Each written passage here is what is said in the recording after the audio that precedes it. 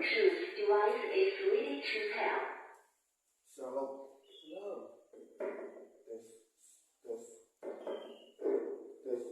Shalom. Kita kembali menyembah Tuhan dalam roh dan kebenaran. Sebab Allah itu roh. Barang siapa menyembah haruslah menyembah dalam roh dan kebenaran. Yohanes pasal 4 ayat 24-25. Di year of Amen, tahun Amen, kita melihat dan mengamini semua janji Tuhan di dalam hidup kita.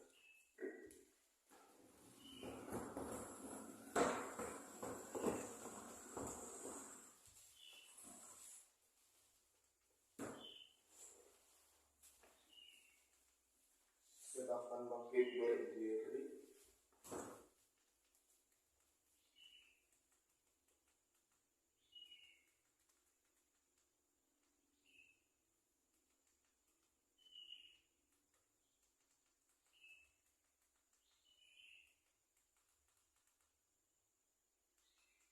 Bapa, Engkau sungguh baik.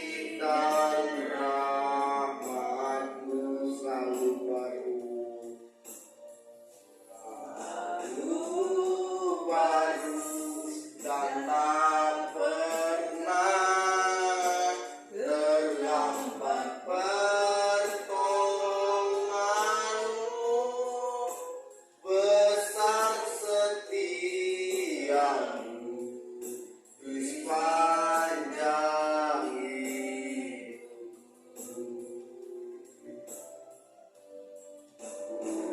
Naikkan syukurku, amin, naikkan syukurmu buat hari yang kau dia beri, sebab tak habis-habisnya berkat kasih karunia, rahmat setianya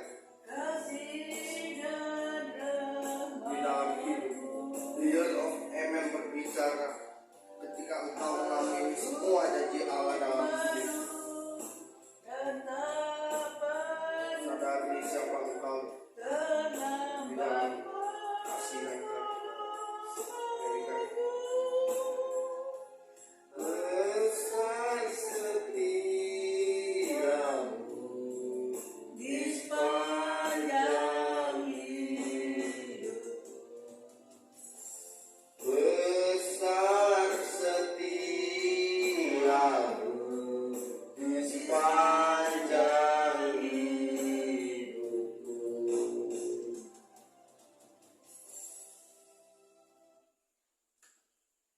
Pertolongan kita adalah dalam nama Tuhan yang menjadikan langit dan bumi, yang tetap setia untuk selama-lamanya dan tidak meninggalkan perbuatan tangannya.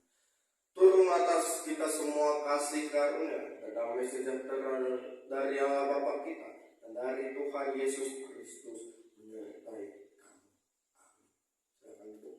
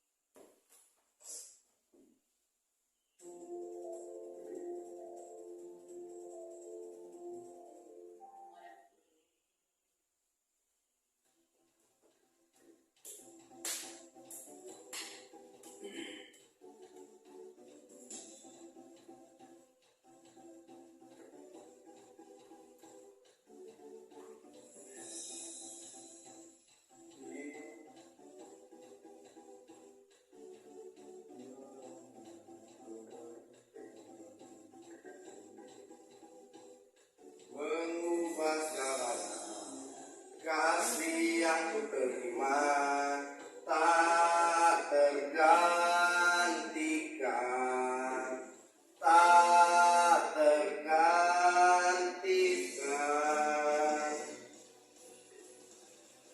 Ku nyanyikan kebaikanmu yang tak lekang oleh waktu, yang selalu mengalir dan tak pernah berakhir di hidupku.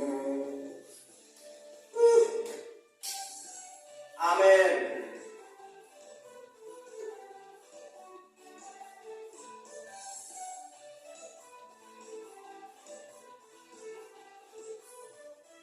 Tiada taranya, tiada bandingannya, kebaikan Bapa di hidupku.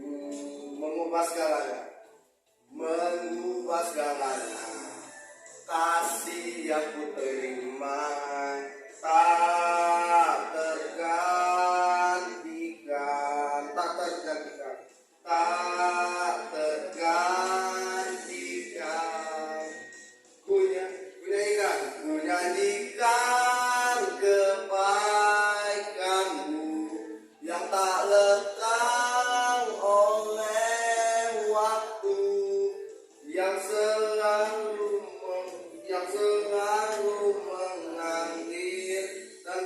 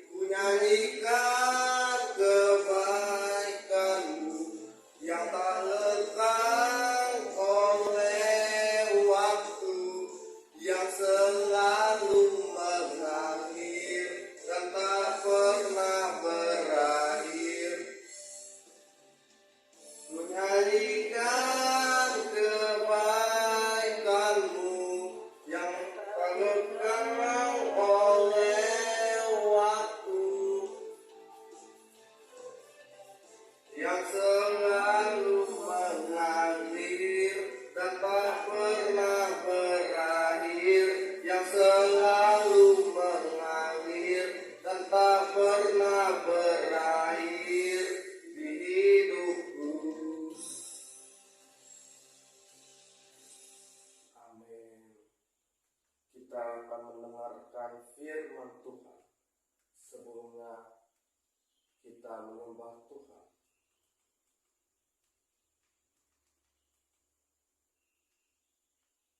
Bahwa kita menyadari di dalam hidup ini tidak ada satupun yang dapat dikhawatirkan, tidak ada satupun yang dapat ditakutkan, sebab kita punya Tuhan yang besar.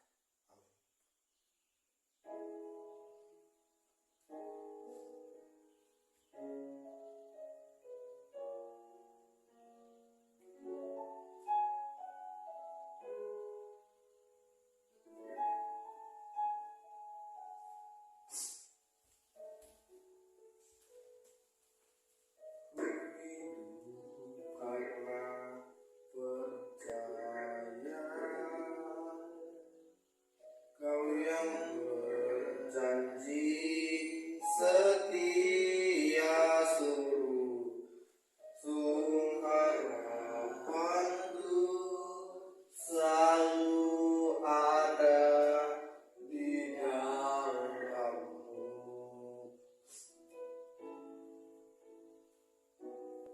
Ku tidak menyerah meski dalam kesesakan, seluruh hidupku dalam genggaman-Mu. Amin. Aku punya Tuhan yang besar, yang telah berjanji dan sanggup menggenapi imanku, bersepakat percaya kuasa-Nya. Ku terima saja kemenangan dari-Mu. Amin.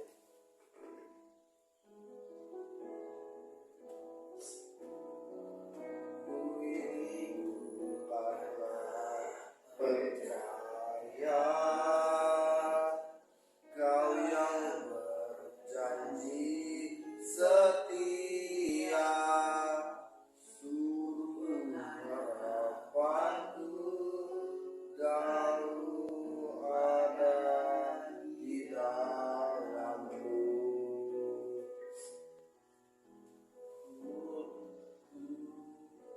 Tidak dapat menyerah meski dalam kesesakan, seluruh hidupku dalam genggaman-Mu. Aku punya Tuhan. Aku punya Tuhan yang besar, yang telah berjanji dan sanggup menggenapi imanku, bersepakat percaya kuasa-Nya. Ku terima sekarang kemenangan dari-Mu. Tuhan saja yang menyanyi. Kita punya Tuhan yang besar. Amin. Kau nggak tahu Bapa yang besar. Kau sang anak tahu bahwa Dia mempunyai Bapa yang sanggup memenuhi segala keperluannya. Filipi 4:19 berkata, Allah akan memenuhi segala keperluanmu di dalam kekayaan dan kemuliaan-Nya dalam Kristus Yesus. So, apa yang perlu dikhawatirkan? depan, masa depan yang penuh dengan harapan. Aku kekayaan, kelimpahan, kemakmuran. Yohanes 2 ayat 10. Pencuri datang untuk mencuri, membunuh, membinasakan, tetapi aku datang supaya mereka mempunyai hidup dan mempunyainya dalam segala kelimpahan. Rancangan tentang kecelakaan apapun yang terjadi, Yeremia 29:11 berkata, aku tahu rancangan apa yang ada padaku, rancangan damai sejahtera dan bukan rancangan kecelakaan. Firman Tuhan berkata, janganlah takut akan hari esok, akan apa yang kau makan, akan apa yang kau pakai, akan apa yang kau minum. Kemenangan darimu, just believe. Tuhan yang besar, yang telah berjanji dan sanggup menggenapi.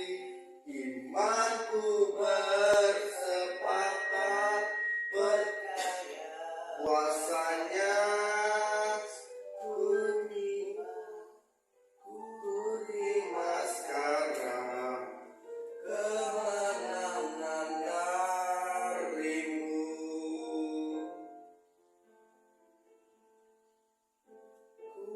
Terima sekarang kesembuhan darimu.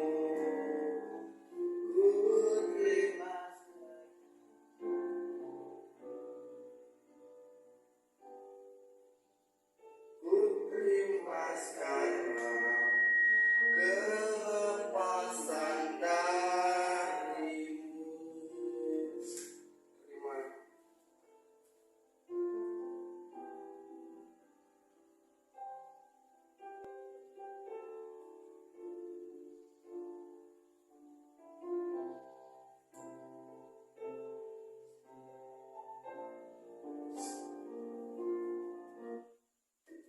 Kami menerima dalam Yohanes pasal 10 ayat 10 berkata, pencuri datang untuk mencuri dan membunuh dan membinasakan, tetapi aku, Yesus, berkata, aku datang supaya mereka mempunyai hidup dan mempunyainya dalam segala kelimpahan. Kami terima semuanya di dalam nama Tuhan Yesus. Sampaikan isi hatimu, sampaikan kebenaran yang memerdekakan hidup kami. Di dalam nama Tuhan Yesus kami berdoa. Kembali kita akan merenungkan eksposisi Yunus dari Yunus pasal yang keempat, ayat yang ke-1 sampai ayat yang ke-4. Pasal 4 ayat 1 sampai ayat yang ke-4. Jika sudah menemukan, aku akan membacakannya bagi kita semua.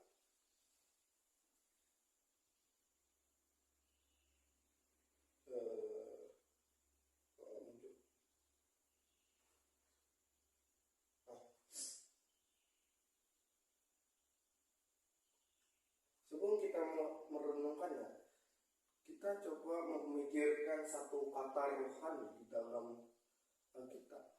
Apakah kata itu ada hubungannya dengan apa yang akan kita bahas hari ini? Pikirkan satu kata rohani. Bisa disebutin, cuma just thinking. Pikirkan saja. Hari ini kita akan belajar tentang KASIH, kasih. Belajar mengasihi dari kisah pertobatan Niniwe. Tetapi hal itu sangat mengesalkan hati Yunus. Lalu marahlah ia dan berdoalah ia kepada Tuhan. Katanya, ya Tuhan, bukankah telah kukatakan itu ketika aku masih berada di negeri itu? Itulah sebabnya maka aku dahulu melahirkan diri ke Tarsis, sebab aku tahu bahwa Engkaulah Allah yang pengasih dan penyayang, yang panjang sabar dan berlimpah kasih setia, serta yang menyesal karena malapetaka yang hendak didatangkannya. Jadi sekarang, ya Tuhan, cabutlah kiranya nyawaku, karena lebih baik aku mati daripada hidup. Tetapi firman Tuhan, layakkah engkau marah? Ketika kita membahas kitab Yunus dari ayat 1 sampai pasal 1 sampai sekarang, kita mendapati sejatinya bahwa kitab Perjanjian Lama itu adalah kitab yang jarang dibahas. Betul ya? Di gereja manapun jarang dibahas. Paling kalau dikhotbahkan hanya menjadi main ayatnya saja, hanya menjadi ayat tambahannya saja. Tetapi tidak menjadi tambahan ayat, bukan menjadi main ayat, bukan menjadi ayat utamanya. Kenapa begitu?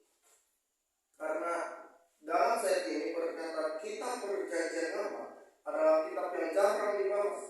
Karena ayatnya susah dipahami dan banyak bahasa Indonesia yang kurang tepat. Contoh di pasal 3 berkata, maka menyesalah Allah. Yang sebenarnya Allah tidak jadi menahan hukumannya. Itu yang betul. Dalam bahasa Yunani itu adalah aku nggak tahu bahasanya, cuman artinya adalah menahan atau tidak jadi menghukum. Ini yang membuat seringkali orang banyak tidak mengkhotbahkan kitab Perjanjian Lama. Tetapi memang kitab Perjanjian Lama adalah bayang-bayang dari apa yang akan dilakukan Yesus dalam masa kemanusiaannya. Kita melihat bahwa Yunus mengatakan begini, ya Tuhan, bukankah telah kukatakan bla bla bla ketika aku masih di negeriku? Kita melihat respon Allah sederhana, hanya 3 kata, layakkah engkau marah? Layakkah engkau marah?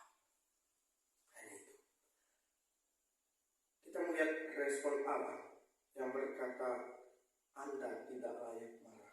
Apabila apa yang Anda minta kepadanya tidak terwujud, karena kehendaknya yang terjadi bukan kehendak. Yunus sudah menginjili, tapi dia masih belum lihat pemulihan. Kita baca di ayat-ayat selanjutnya, ayat-ayat terakhir, bahwa Niniwe mengalami pemulihan. Kalimat yang sangat terkenal di dalam Alkitab adalah barang siapa merendahkan diri ia akan ditinggikan, dan barang siapa meninggikan diri ia akan direndahkan. Di dalam Matius pasal 23 ayat yang ke-12, dalam Lukas pasal 14 ayat yang ke-7, dalam Lukas pasal 9 ayat 14, kalau salah tolong dikoreksi, berkata, barang siapa merendahkan diri ia akan ditinggikan, dan barang siapa meninggikan diri ia akan direndahkan. Ayat ini disampaikan kepada orang-orang sombong, terlebih orang Farisi dan ahli-ahli Taurat. Mereka mengira dengan melakukan hukum Taurat mereka bisa mengubah status dari orang berdosa menjadi orang benar. Kesombongan sama dengan akar dari kehancuran. Allah sendiri tidak mempertahankan kealahannya, namun ia rela turun menjadi serupa manusia namun tanpa dosa. Dia rela meninggalkan semuanya, meninggalkan kealahannya, meninggalkan kerajaannya, turun ke dunia menjadi serupa dengan manusia tanpa dosa. Dia rela mati di atas kayu salib untuk menebus dosa umat manusia. Kalau Allah melakukan itu, kenapa hari ini kita sombong dan berkata, semua karena saya, semua karena gue. Untuk mengasihi kenali 3 hal ini. Yang pertama, Allah hendaklah kita juga mengasihi. Di dalam 1 Yohanes pasal 4 ayat 10 sampai 11 kita baca secara bersama-sama. Inilah kasih itu, bukan kita yang mengasihi Allah yang telah mengasihi kita dan yang telah mengutus anaknya sebagai pendamaian bagi dosa-dosa kita. Saudara-saudara yang terkasih, jikalau Allah demikian mengasihi kita, maka haruslah kita juga mengasihi. Allah adalah kasih. God is love. Allah adalah wujud kasih yang sebenarnya, yang telah mengutus anaknya dan yang sebagai pendamaian bagi dosa-dosa kita. Kita baca yang ayat 11 itu berkata, yang bagian akhir, jikalau Allah sedemikian mengasihi kita. Buktinya ayat yang 10 dia berkata yang telah mengutus anaknya, Yesus Kristus, Tuhan dan Juru Selamat. Amin. Amin. Bahasa Yunaninya itu berkata seperti ini. Dan Yunus menjadi muram menderita dan sangat bingung. Ini contoh ketiga. Dan Yunus menjadi muram menderita dan sangat bingung. Itu di ayat 4. Di ayat 1. Tetapi hal itu sangat mengesalkan hati Yunus. Bahasa Yunaninya adalah dan Yunus menjadi muram dan sangat menderita dan sangat bingung. Kata Yunani di sini adalah menjadi muram. Dalam bahasa Indonesia berkata hal itu sangat mengesalkan Yunus. Dia bingung. Bukan hanya dia kesel, bukan hanya dia muram, tetapi dia bingung. Bingung kenapa? Gua udah menginjili, tak adanya gua lihat perubahan. Gua sudah melayani, tak adanya saya melihat apa yang berbeda dari Niniwe. Tak adanya saya melihat itu. Bingung dia, kesel juga. Oh ini Tuhan ini kok begini? Kok dia nyuruh gua sih untuk menginjili? Wah, itu yang terjadi hari-hari. Kesel, marah, sedih, bercampur aduk terus. Bukan hanya dia kesel, dia marah. Bukan hanya dia kesel, dia menderita dan sakit. Makanya bahasa Indonesia itu penafsirannya agak kurang. Tetapi intinya kesel, muram, menderita, sangat bingung. Artinya cuma satu, adalah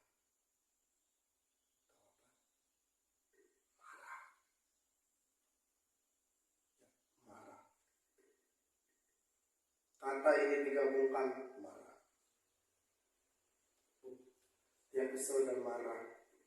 Tak ada yang perubahan. Saya lihat ini gimana toh? Tak adanya perubahan.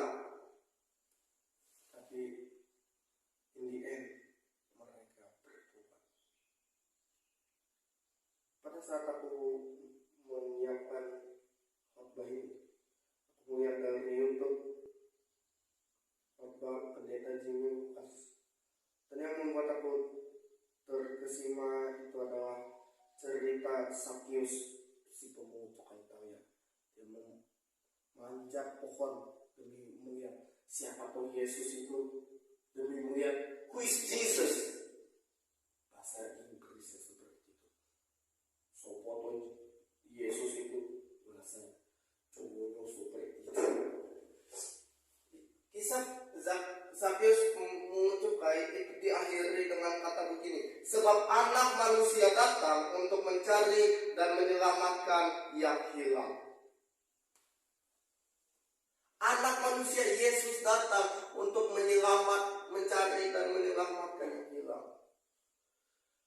Sakyus rela memanjat itu pohon. Dia mau lihat dari sana, enggak kelihatan orang tinggi-tinggi kok. Dia mau cincin, tetap aja mukanya ketutupan. Lah ini piye toh? Enggak bisa aku lihat Yesus. Dia terpaksa manjat itu pohon ya. Kan ada lagu itu. Hai Sakyus, turunlah, aku menumpang di rumahmu. Lagu selalu menumpang. Orang tahu menumpang itu bukan hanya sekedar dia ngobrol, bercerita, berceramah, bercanda, ya, tetapi ada makan-makan. Orang tahu kalau bilang saya nanti ke rumahmu, bukan hanya dia datang, tapi dia makan. Oh itu orang ahli Taurat, orang-orang kudus itu berkata, lo kok gitu sih? Dia tahu kan dia itu siapa? Ih, nggak level lah. Mangan dengan pemungut cukai, nggak level bapak ibu. Tapi ayat ini ditutup dengan sebab anak manusia datang untuk mencari dan menyelamatkan yang hilang.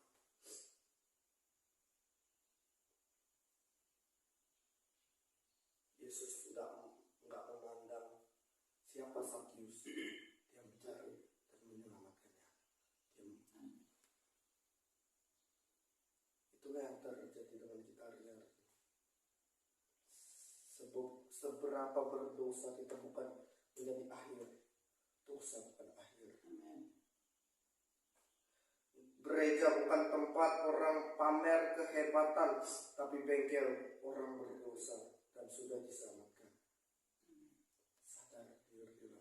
Jika Anda diselamatkan bukan karena engkau, tetapi oleh Allah. Because grace, Allah tidak melupakan Anda. God is not forgotten you.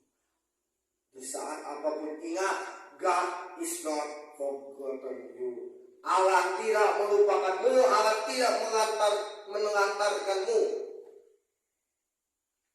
Orang tak ngerti, bahkan pendeta sekalipun tak ngerti apa masalahmu, Allah ngerti apa masalahmu. Di saat apapun ingat, God is not forgotten you. Allah tidak melupakanmu. Apakah Anda layak diselamatkan? Jawabannya tidak. Tapi apakah Anda layak dihukum? Yes, layak. Pertanyaannya, kenapa Allah menyelamatkan? Mencari dan menyelamatkan yang terhilang. Kenapa Dia tidak menghukum kita? Simpel, karena Ia adalah sahabat orang berdosa, mencari dan menyelamatkan yang terhilang. Yang setuju tepuk tangan, katakan amin. Perempuan Samaria, apakah dia layak diselamatkan? No. Daud jatuh dalam dosa perzinahan, apakah dia layak diselamatkan? Tidak. Perempuan yang ketahuan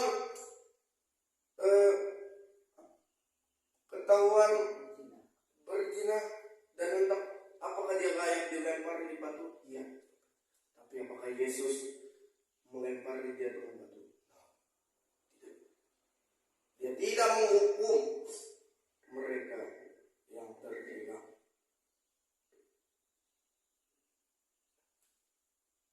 Kita tidak dihukum. Ketika Anda sudah dikasih, hendaklah engkau mengasihi Allah dan manusia. Yang kedua, ini sebuah pertanyaan, Mammon atau Allah? Tak seorang, baca bersama-sama, tak seorang pun dapat mengabdi kepada dua tuan, karena jika demikian, ia akan membenci yang seorang dan mengasihi yang lain, atau ia akan setia kepada yang seorang dan tidak mengindahkan yang lain. kamu tidak dapat mengabdi kepada Allah dan kepada Mammon. Dalam ini ada dua bahasa Yunani, agathos. Agathos itu adalah mengasihi. Kalau kita ingat kata agape, mungkin kita tahu kasih yang tulus. Nah ini sama, di ayat ini dipakai, tak seorang pun dapat mengabdi kepada Tuhan, karena jika demikian ia akan membenci yang seorang dan mengasihi yang lain. Itu katanya, mengasihi yang lain. Agathos muncul. Yang membenci aku lupa ya bahasa Indonesia. Mammon bukanlah harta. Kalau ditanya Mammon itu apa? Harta kan? Bukan. Mammon bukan harta. Karena harta jika disikapi dengan ketekasan bisa menjadi hamba yang baik. Bisa menjadi hamba yang baik. Tetapi jika tidak, bisa dapat menjadi tuan yang memperbudak. Mammon adalah berhala dalam hati. Mungkin kita nggak menyembah berhala patung. Mungkin kita nggak ada menyembah seperti orang Israel. Tetapi jauh di dalam hati kita, apakah kita memiliki berhala Mammon? Harta bisa menjadi hamba yang baik dan bisa menjadi tuan yang memperbudak. Harta bisa menjadi hamba yang baik dan bisa menjadi tuan yang memperbudak. Ya, gambar ini. Jadilah orang tua, anak, adik, kakak yang peduli atas keluarga dalam turun mengembangkan. Anak, adik, cucu, bisakah melayani? Jawabannya bisa. Judulnya aja kecil-kecil, cabai rawit. Cabai rawit itu ya, kalau kita nggak ada cabai, walaupun kecil, satu aja, kita gigit, pedesnya minta ampun ya kan? Kita gigit, wah, kita butuh minum. Itu nggak bisa, harus mungkin yang manis gitu ya kan?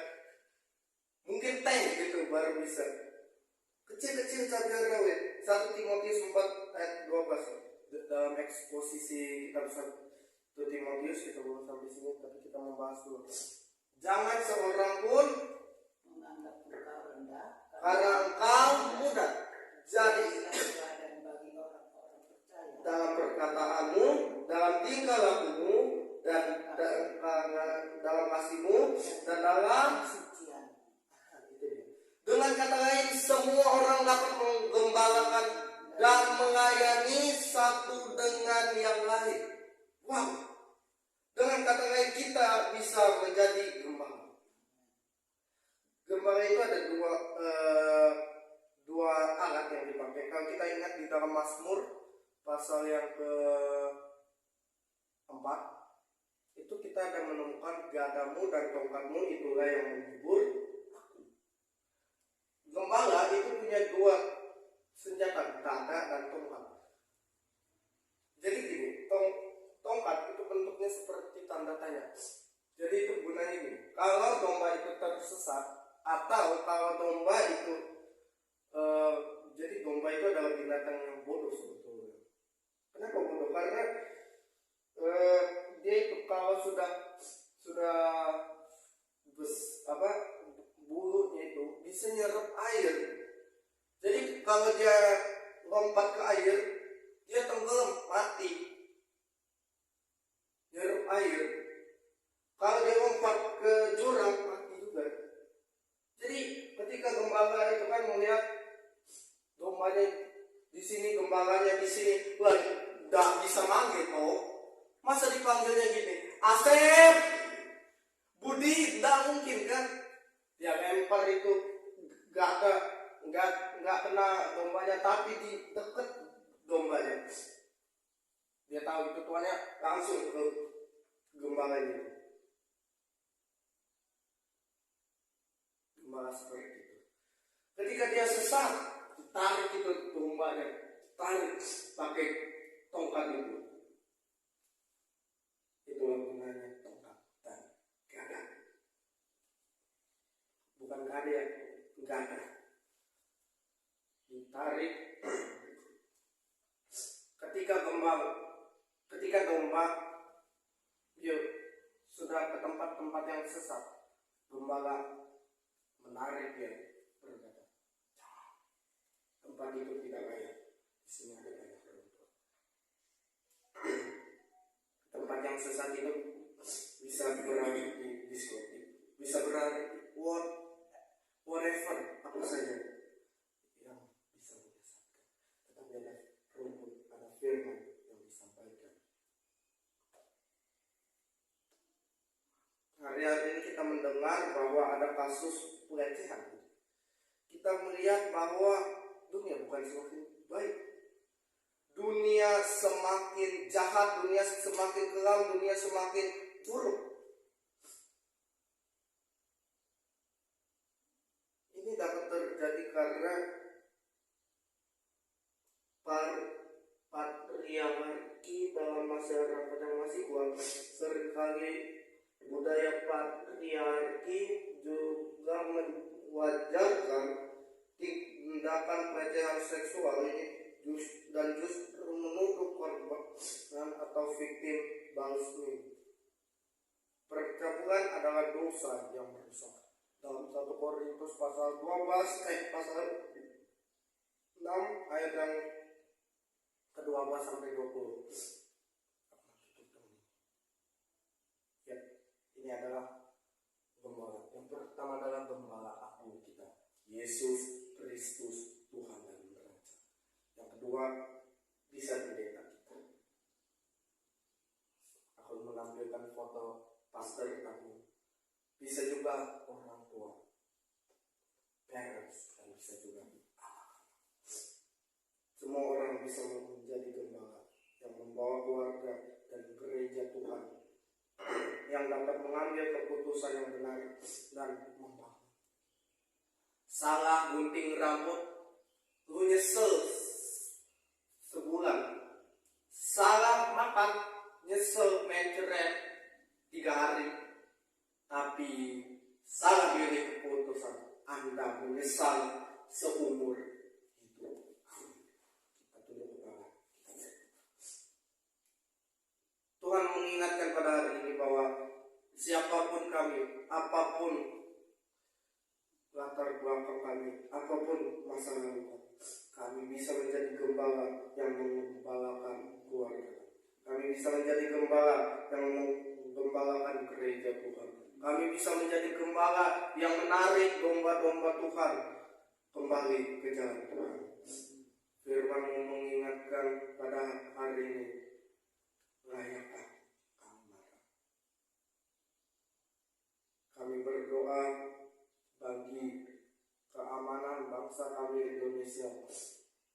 Tuhan melihat bahwa banyak kasus-kasus di Indonesia ini. Kasus pelecehan seksual, kasus pembunuhan. Firman mengingatkan, dunia ini tidak semakin baik. Dunia ini semakin kelam. Kami berdoa bagi mereka yang sakit. Oleh biur Tuhan Yesus, mereka sudah sembuh. Kami berdoa bagi hamba Tuhan dimanapun Engkau tempatkan, baik pendeta, vikaris, penatua, diakon, guru sekolah minggu, guru agama, multimedia, WL, singer, atau siapapun yang Tuhan tempatkan untuk melayani Tuhan. Kami juga berdoa bagi mereka yang dalam kesendirian, baik janda, duda, yatim piatu, orang terlantar, fakir, miskin yang terpenjara. Tuhan melawat mereka. Ini doa dan seru kami di dalam Tuhan Yesus Kristus yang mengajarkan berdoa. Bapa kami yang di surga, dikuduskan namamu, datanglah kerajaan-Mu, jadilah kehendak-Mu di bumi seperti di surga. Berikanlah kami hari ini makanan kami secukupnya, dan mengampuni atas kesalahan kami, seperti kami juga mengampuni orang yang bersalah sama kami. Dan janganlah membawa kami ke dalam cobaan, tapi lepaskanlah kami dari jahat. Karena Kalian punya kerajaan, kuasa dan kemuliaan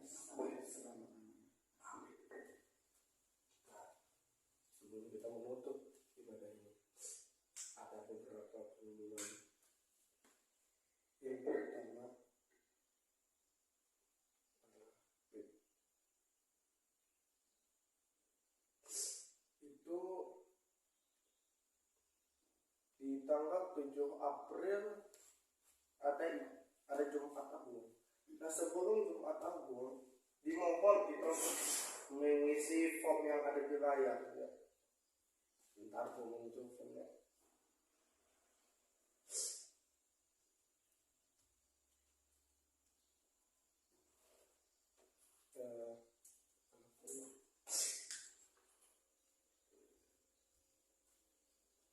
Ya, ini form. Silakan scan itu dan kita akan dibawa ke Google Form untuk mengisi evaluasi ibadah ini. Apa ada yang kurang? Itu hanya bisa milih satu. Kalau misal banyak kekurangannya, tulis di bawah. Ada pilihan lain, tulis. Misal kualitas video, kualitas audio, kualitas musik, tuliskan saja. Ya. Terakhir pada tanggal 4 April tahun 2023 sebelum kita mengikuti Jumat Agung. Yuk kita tutup ibadah ini. Praise the Father, praise the Son, praise the Spirit, three in one, God of glory, majesty, praise forever to the King of Kings. Puji Dia Allah Bapa, Putra, Roh Kudus, Tritunggal, Allah mulia berkuasa. Puji Dia Raja segala raja. Jemaat Tuhan yang kekasih di dalam Tuhan Yesus Kristus, pergilah dengan selamat dan terimalah berkat Tuhan. Tuhan memberkati engkau dan melindungi engkau. Tuhan menyinari engkau dengan wajahnya dan memberi engkau kasih karunia. Tuhan menghadapkan wajahnya kepadamu dan memberi engkau damai sejahtera. Amin.